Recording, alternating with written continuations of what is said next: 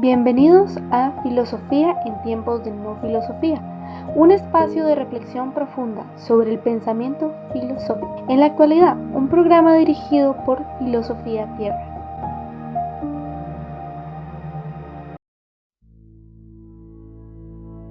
Como viese la mujer que el árbol era bueno para comer, apetecible a la vista y excelente para lograr sabiduría, tomó de su fruto y comió. Después dio también a su marido, que igualmente comió. Entonces se les abrieron los ojos y se dieron cuenta de que estaban desnudos, y siendo hojas de higuera se hicieron unos ceñidores.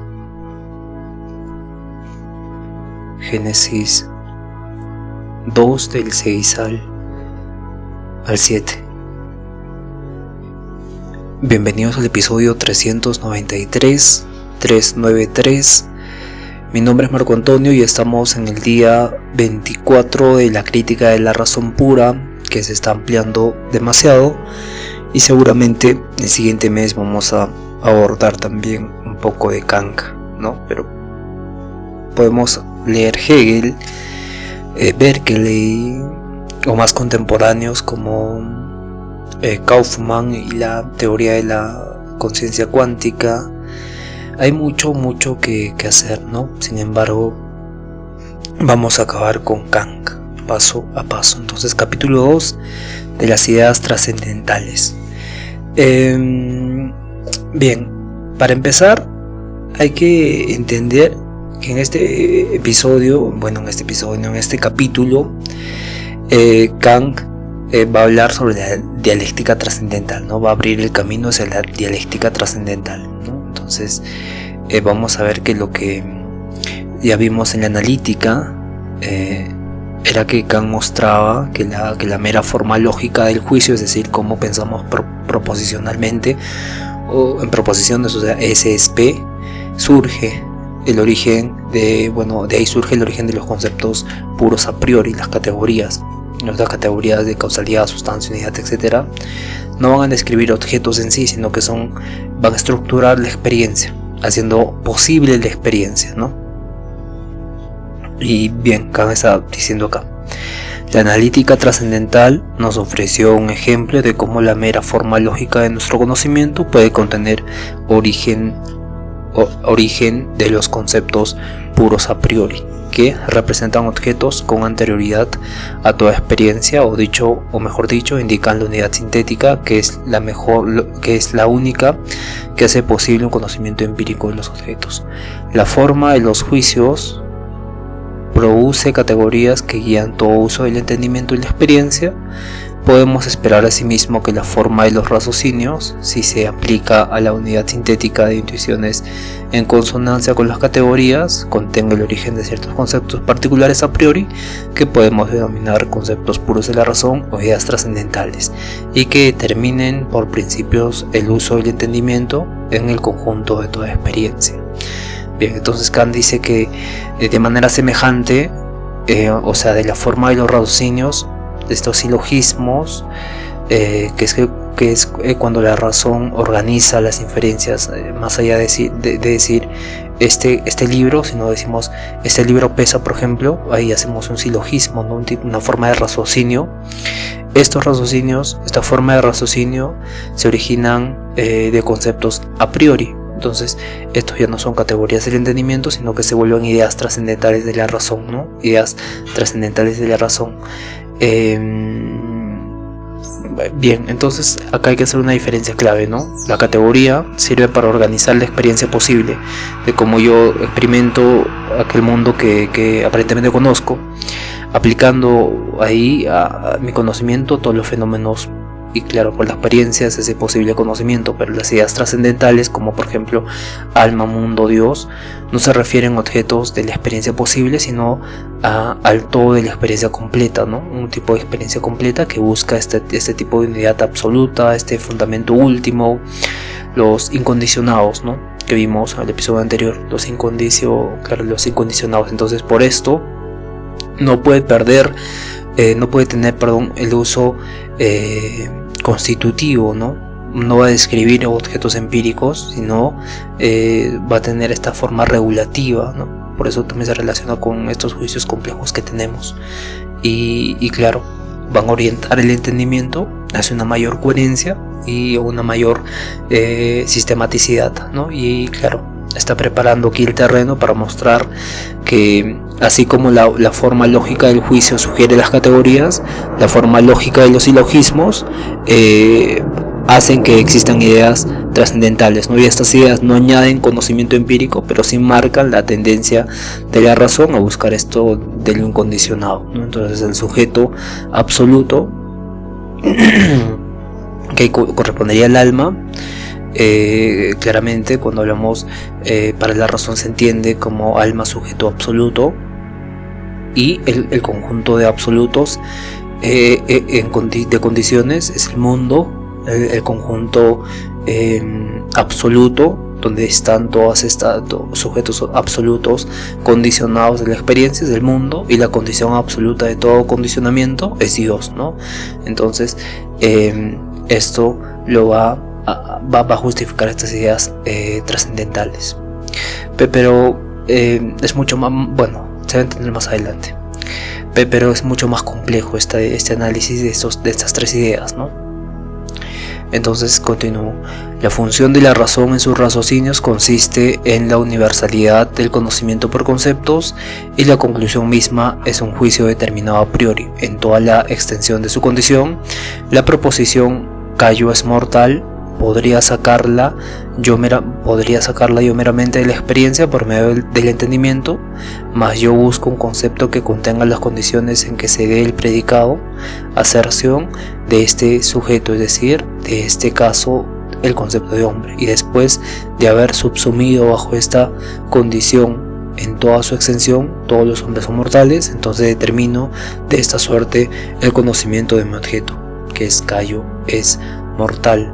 Y claro, la razón funciona correctamente, no se conforma con estos juicios particulares de Cayo, hombre, universalidad, sino que va a buscar este tipo de universalidad, ¿no? Va a buscar Cayo humano, por ejemplo. Entonces, mientras que el entendimiento va a organizar los datos de la experiencia en los juicios, por ejemplo, Cayo es mortal, la razón requiere demostrar esta condición universal bajo la cual ese juicio es válido, ¿no? Y claro, hace esta analogía de Cayo es humano, por lo tanto los humanos perecen, y claro, es mortal. Y claro, este ejemplo hay dos pasos: el paso del entendimiento, que el entendimiento puede afirmar que Cayo es mortal basándose en la experiencia, ¿no? Pero el segundo es la razón. La razón busca un concepto condicional más general que explique que ese juicio es válido, entonces el concepto de hombre. Y claro, surge el silogismo: todos los hombres son mortales, una premisa universal. Cayo es hombre, una premisa menor, por lo tanto Cayo es mortal, ¿no? Como conclusión. Entonces el raciocinio es básicamente un juicio mediado, un juicio mediado, en lugar de afirmar directamente algo de un individuo. Él se basa en esta condición universal, ¿no? De ellos, bueno, ni siquiera de ellos, sino de en general él, ¿no? Que se entiende por él. Entonces el entendimiento va a proporcionar estos juicios inmediatos que se basan en las categorías aplicadas a la experiencia, y la razón va a buscar siempre la condición de esos juicios, ¿no? Al ser los más seriales, ¿no? Van por series estas condiciones cada vez más universales. Entonces aquí Kant prepara todo el terreno, y así como el silogismo busca condiciones del condicionado, condiciones del condicionado, por ejemplo, si Cayo es mortal, ¿qué hace el mortal? Muere, y entonces ser hombre es muerte, bueno, por así decirlo. Entonces la razón busca esto incondicionado, aquello que cierra la serie de condiciones, ¿no? Ser hombre.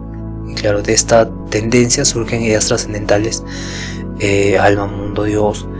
En este sentido surge como un a priori, incluso, ¿no? Un a priori de la extensión de su condición, ¿no? Cayo, la a priori de su condición es ser mortal. Entonces la razón hace este tipo de análisis no previamente, a priori del entendimiento, ¿no? Y cuando juzga, no juzga cosas simples, no juzga cosas complejas, como dijimos en el anterior análisis, donde la forma de los juicios producen categorías, ¿no? Categorías que van a guiar el uso del entendimiento en la experiencia. Bien, entonces sigo leyendo. Por consiguiente, en la conclusión de un raciocinio restringimos un predicado a cierto objeto, después de haberlo pensado antes en toda su extensión, en la mayor bajo cierta condición. Esta magnitud completa de la extensión respecto de tal condición se llama universalidad, y en la síntesis de intuiciones le corresponde a la totalidad de las condiciones. Por tanto, el concepto trascendental de la razón no es otro que el de la totalidad de las condiciones para un condicionado dado. Ahora bien, como el incondicionado lo único que hace posible la totalidad de las condiciones y viceversa, la totalidad de las condiciones es siempre incondicionada. El concepto puro de la razón propiamente dicho puede definirse mediante el concepto de lo incondicionado, en la medida que contiene un fundamento y la síntesis de lo condicionado. Entonces, ya hablamos de lo condicionado, ¿no? Lo condicionado es callo y inmortal, pero esta parte de lo incondicionado corresponde a la parte que no tiene una condición, ¿no? Una condición de que existe en la experiencia empírica de ese concepto. Por ejemplo, y recordemos que lo incondicionado busca lo inicio, el fundamento, ¿no? El fundamento último, y todo lo que no busque el fundamento último está condicionado por algo más. Entonces, Kant está respondiendo, bueno, esa es la pregunta: ¿qué hace posible la totalidad de condiciones? ¿Qué hace posible la totalidad de condiciones? Entonces, responde Kant: es lo incondicionado que hace posible la totalidad de las condiciones. Entonces Kant por eso dice que solo lo incondicionado hace posible la totalidad de las condiciones, y la totalidad de condiciones es tanto cerrada, en tanto cerrada esas condiciones es ella misma incondicionada, ¿no? Entonces el concepto puro de la razón se refiere al concepto del incondicionado, en la medida en que contiene el fundamento para la síntesis de las condiciones, ¿no? Y claro, en ello se refiere a la forma en que nosotros siempre tratamos con la razón de ir más allá de lo que la experiencia y el entendimiento nos permite. Por eso dice que la razón no se conforma con explicaciones parciales o condicionadas, sino que siempre busca el cierre de cadenas de todas las condiciones, es decir, es todo incondicionado, ¿no? Y claro, de este impulso van a surgir ideas trascendentales como Dios, alma, inmortalidad, alma, mundo, inmortalidad, no, alma, mundo y Dios, ¿no? Que vienen de la ciencia que estaba estudiando en ese tiempo Kant, que era la astronomía. La astronomía que correspondía al mundo, Dios que correspondía a la teología, y alma que correspondía a la psicología, ¿no? Que en ese tiempo eran pseudociencias, y claro que son intentos de la razón de pensar en el fundamento último. Y nada, el concepto trascendental de razón, el concepto más fuerte de razón, es que es la universalidad de un concepto, ¿no? Corresponde a esta totalidad, o a la universitas, ¿no? Universitas, que es diferente a la universalitas, ¿no? Universitas es la totalidad y universalidad es la universalitas. Bien, este es latín.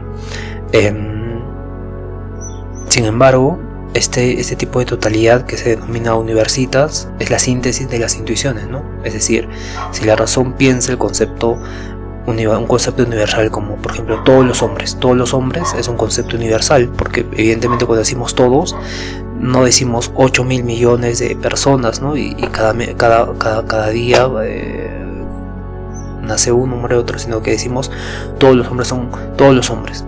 Y claro, eso ya es universal. Entonces la intuición en paralelo, la intuición buscaría la totalidad de condiciones que hacen posible lo condicionado. Entonces el concepto propio de la razón pura no es otro que el de la totalidad de las condiciones para un condicionamiento dado.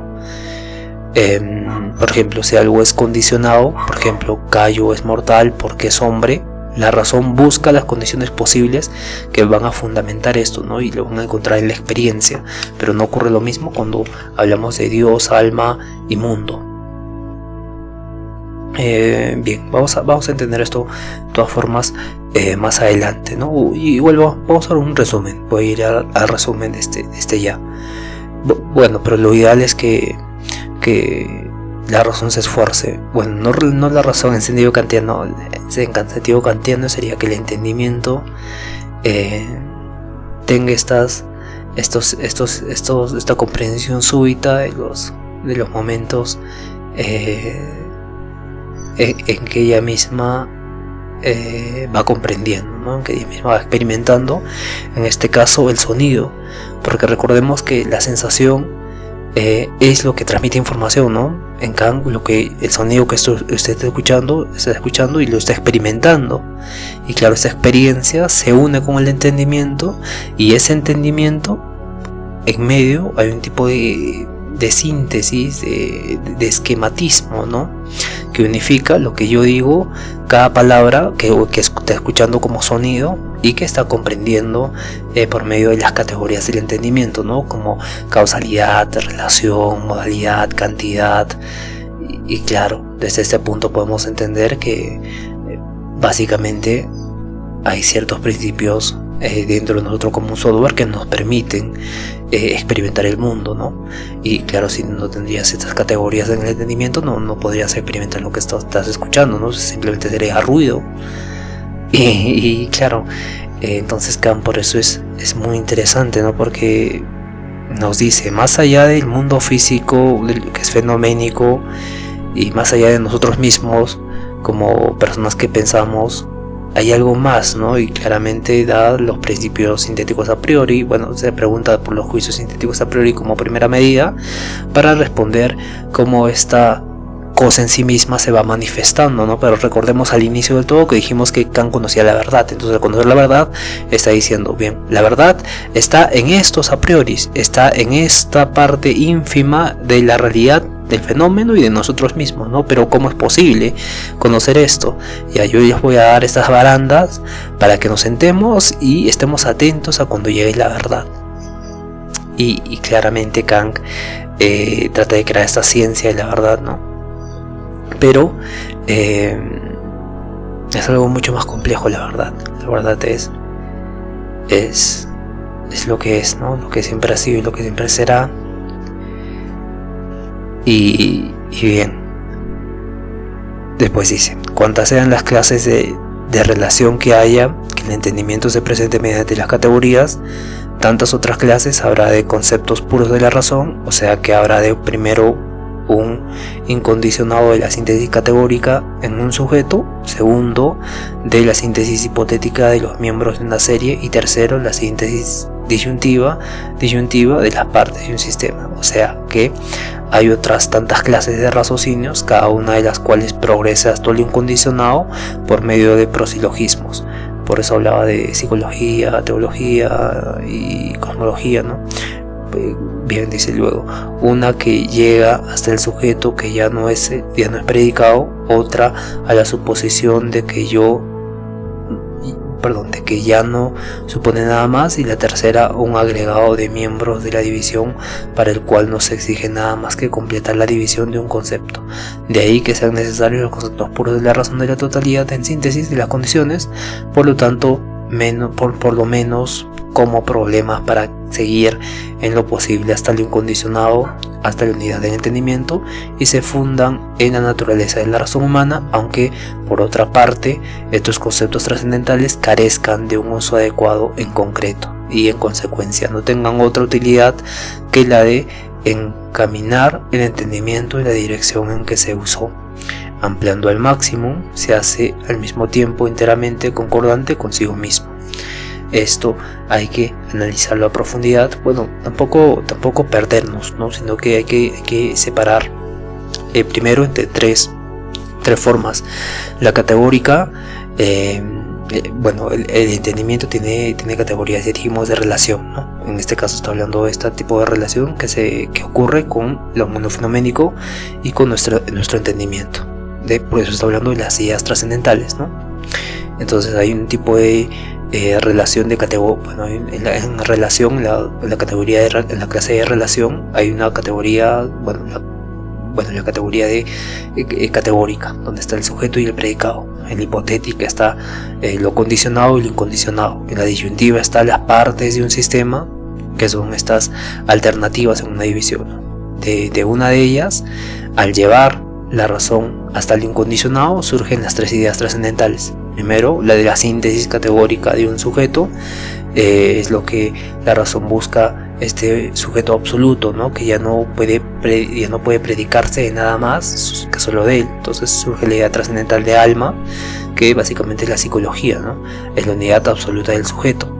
Luego está la síntesis hipotética en una serie, donde la razón busca la primera condición que ya no dependa de otra condición, y sale el mundo, la idea trascendental de mundo, como la totalidad de todas las condiciones de lo condicionado en la naturaleza. Y ahí claramente surge el origen de la cosmología, ¿no? Y también está la síntesis disyuntiva en un sistema, ¿no? Donde la razón busca un agregado completo que cierre la división de los miembros en un todo perfecto, ¿no? Y ahí está la idea de Dios como fundamento absoluto de toda la unidad sintética.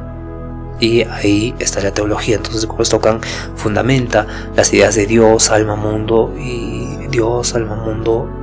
alma, y claro, no son ocurrencias culturales, religiosas, sino que la misma razón exige que se estudie, ¿no? Y claramente tiene su fundamento también en el desarrollo de estas, ¿no? Por eso hay una ciencia que es teología, claro, es un tipo de ciencia, o psicología, y al final la cosmología, pero termina siendo más adelante una astronomía, ¿no? Una cosmología, y hay un término también específico para esto, astronomía.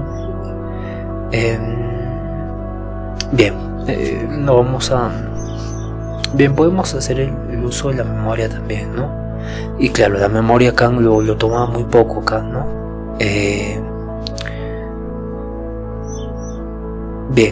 La memoria es completamente interesante, ¿no? Yo estoy haciendo tampoco contarles también, ¿no? Contarles un poco de lo que uno hace, ¿no? Entonces, la memoria es la casa del ser. Y claro, esto es sumamente para un título de un premio, tampoco, ¿no? De un premio de Nietzsche, pero la memoria es muy interesante, ¿no? La memoria es algo que aún no entendemos y que seguramente más adelante vamos a desarrollar algo que va a ser muy bueno.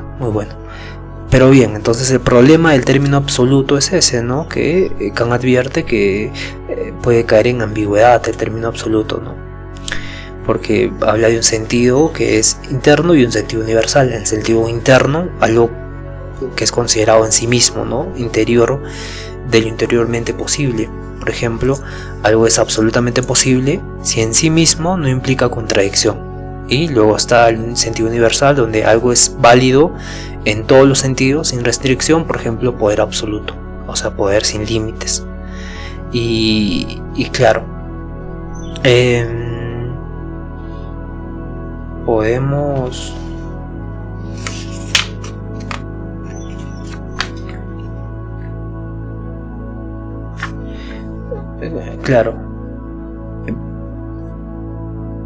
decirles también que estas dos significaciones de sentido interno, sentido universal, no siempre van a coincidir, ¿no? Si algo es internamente imposible, lo es en todos los sentidos, ¿no? Por ejemplo, un círculo cuadrado se termina siendo imposible, pero claro, que algo sea posible en sí mismo no va a garantizar que sea posible en todos los sentidos. Por ejemplo, cuando decimos una sustancia podría ser concebible en sí, pero no posible en nuestro mundo de fenómenos, ¿no? Por ejemplo, el caso del del lenguaje privado de Wittgenstein, por ejemplo, cuando decimos o describimos, por ejemplo, un tipo de golpe,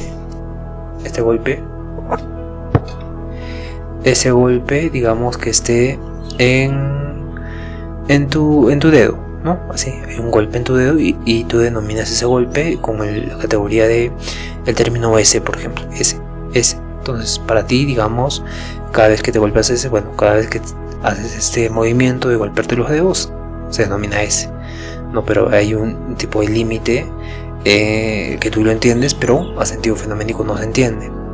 O lo mismo si inventas un invento nuevo, tú dices esto se va a llamar esparastrocopio, y este esparastocoprium, cuando sale al mundo, básicamente no coincide con lo que ni siquiera lo conoce, ¿no? Entonces hay una sustancia que podría ser concebible en sí misma, pero no es posible concebirla en nuestro mundo de fenómenos, básicamente, ¿no? Entonces, lo mismo ocurre con la necesidad, donde si algo es interiormente imposible, en su opuesto, entonces es absolutamente necesario que sea así, pero no todo lo absolutamente necesario se basa en una imposibilidad interna, ¿no? A veces esa necesidad interior es un concepto vacío. Por eso Kant reclama esta precisión terminológica, mencionando que conservar bien el concepto de lo absoluto, conservar bien ese concepto de absoluto,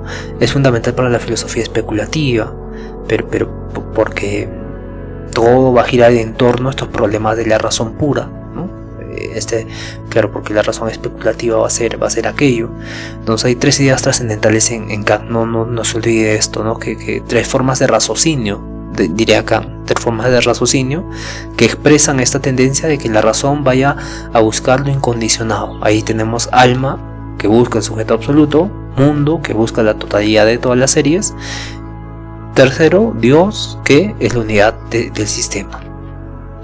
Y claro, el concepto de absoluto debe manejarse con este rigor crítico de la filosofía de Kant, porque su uso ambiguo va a confundir entre posibilidad y validez interna o validez universal, y más aún lo va a confundir muchas veces con necesidad interior y necesidad absoluta. Entonces acá hay algo muy interesante que Kant nos va a mencionar más adelante. Más cuando en este caso hablamos de la totalidad de las condiciones y de lo incondicionado, con el título común de los objetos de la razón, tropezamos de nuevo con un término que no podemos prescindir y que, no obstante, no podemos emplear con seguridad a causa de una ambigüedad que le es inherente a sus resultados de un largo uso. La palabra absoluto es una de las pocas cosas que en su significado primitivo resultaba adecuado para un concepto con el cual no coincide exactamente ninguna otra palabra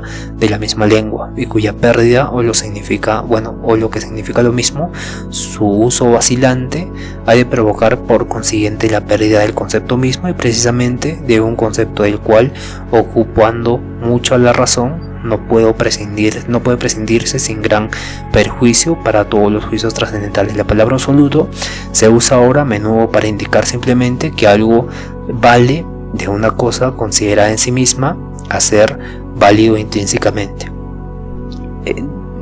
Bien, en esa de lo interno y de lo externo recuerda siempre.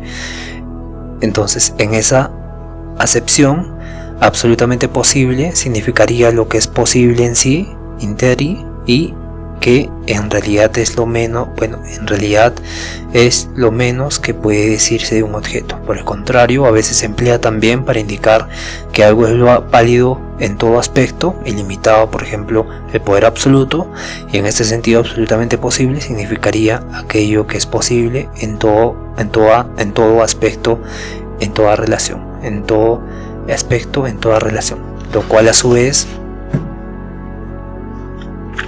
es lo más que puede decirse de la posibilidad de una cosa. Bien, es verdad que esas acepciones coinciden a veces, por ejemplo, por lo que intrínsecamente es imposible, lo lo es en todos sentidos y por lo tanto es absolutamente imposible, pero las más veces son infinitamente divergentes, y yo no puedo inferir que por el hecho de que algo sea posible en sí, lo sea también en todo aspecto, y en consecuencia lo sea absolutamente. Es más aún, a continuación mostraré que la necesidad absoluta de modo alguno depende de la intrínseca, y que por consiguiente no puede considerarse que signifique lo mismo que aquello cuyo opuesto es intrínsecamente imposible, es algo cuyo opuesto es desde luego imposible también en todo aspecto, y por consiguiente es absolutamente necesario, pero no puede inferir viceversa que lo absolutamente necesario tenga un opuesto que sea intrínsecamente imposible, es decir,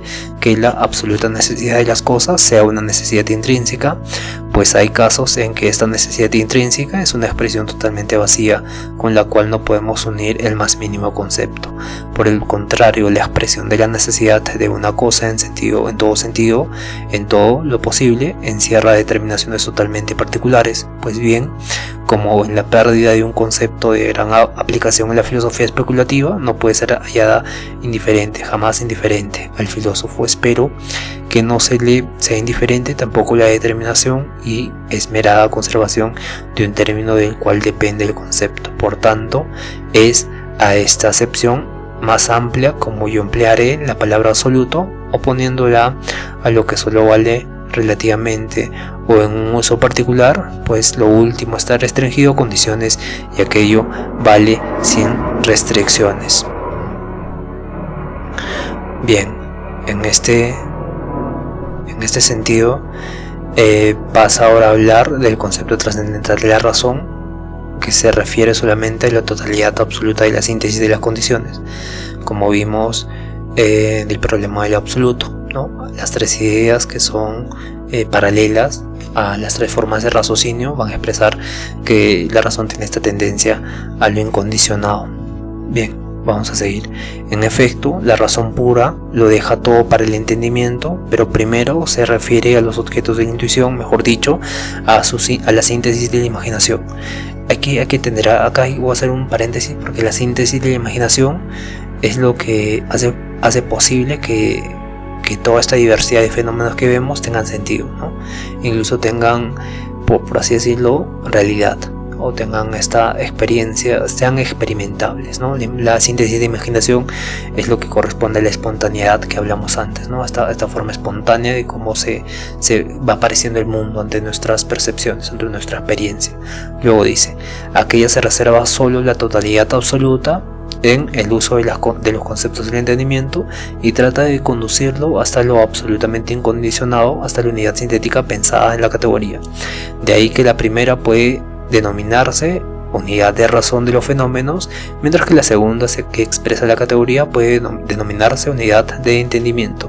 Por consiguiente, la razón se refiere solo al uso del entendimiento y no en cuanto éste contiene el fundamento de la experiencia posible, pues la totalidad absoluta de las condiciones no es concepto utilizable en una experiencia, porque ninguna experiencia es absoluta, sino para prescribir la dirección hacia cierta unidad de la cual el entendimiento no tiene concepto alguno y que tiende a reunir en un todo absoluto todos los actos del entendimiento respecto de todo objeto. De ahí que el uso objetivo de los conceptos puros de la razón sea siempre trascendente, que es diferente de trascendental, mientras que de los conceptos puros del entendimiento debe ser simplemente inmanente por su naturaleza, pues se limita solamente la experiencia posible.